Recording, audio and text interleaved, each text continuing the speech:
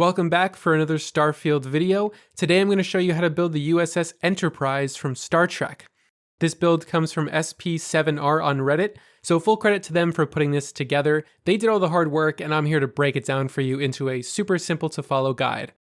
I'll have all the parts you're going to need on screen in a moment, but before we get started, there are a few things I need to mention about this build. Putting together this ship is going to be pretty costly. If you follow this guide exactly by using the same grav drives, weapons, reactor, those kind of parts, well then you're looking at around 250,000 to 300,000 credits. But you can probably get away with knocking the cost down to maybe half or a little more than half of that if you go with lower end parts. But either way you slice it, this isn't cheap. So if you're going to do this legit, you probably want to farm some credits. There's a video on my channel about how to do that very easily, or you can just search up how to get credits really fast on YouTube. I'm sure there is no shortage of those videos. For the next build, I'll tackle something smaller and more affordable, but for this one, we're not cutting any corners and we're going big.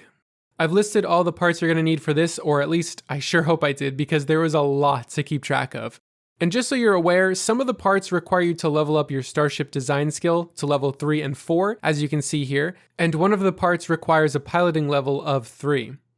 As for where to build this, I would recommend making your own shipbuilding platform through the outpost system. When you're setting up an outpost, all you need is 30 iron, 2 zero wire, 18 adaptive frames, and 2 beryllium, which are all fairly easy to get. If you don't already have them, you can simply go to any trade authority kiosk or vendor and just buy some.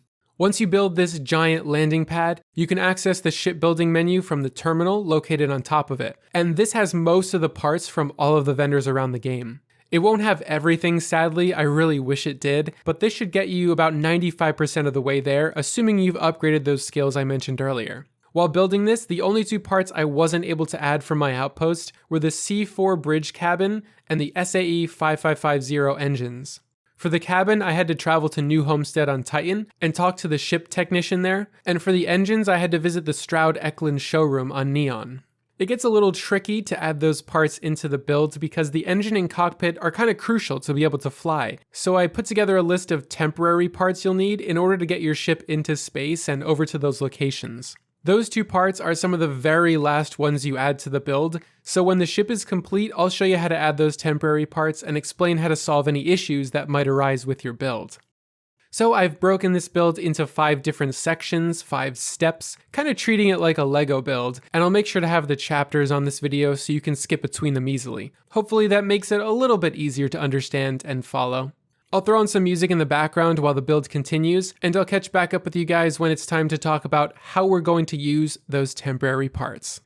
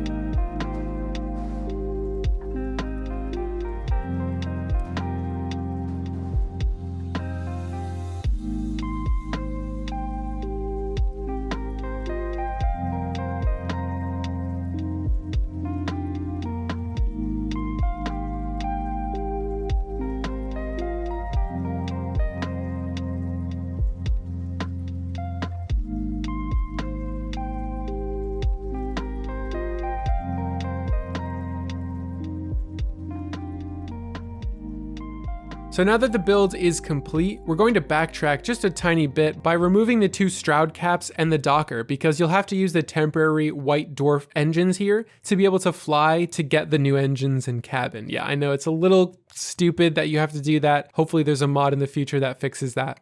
You're also going to need to add a temporary cabin down here. You don't have to use this exact one as long as it connects to the lower front part of the ship. And then just add a temporary Docker underneath the ship. Using this configuration of temp parts, you can get the engines again from Stroud Eklund on Neon, and then pick up the cabin from New Homestead on Titan. Once you get the cabin, just remove the temporary one, put the Docker on the top like in the build, and then you're good to go. If at any point you run into the problem of the shipbuilder telling you that you have disconnected modules, there's a simple trick to fix that. Double tap on your ship so that all of your ship is highlighted red, and whichever piece is not highlighted red, that's the one that's not connected. Even if it looks like it's positioned correctly, all you have to do is move that piece out of the spot and then put it back in, and it should show that your build is ready to go. Sometimes this disconnected modules error can be accompanied by a landing bay error. That's actually something that confused me when putting this together. I couldn't figure out why the landing bay was having a problem. The landing bay error will usually show up if you have disconnected modules and will go away when you fix them. But in the case that you reconnected those modules and are still getting that error, it means you don't have a way for your pilot to get from the landing bay to the cockpit. For me, I just had to highlight the ship and fix the modules, and that error went away. Hopefully that clears some confusion up.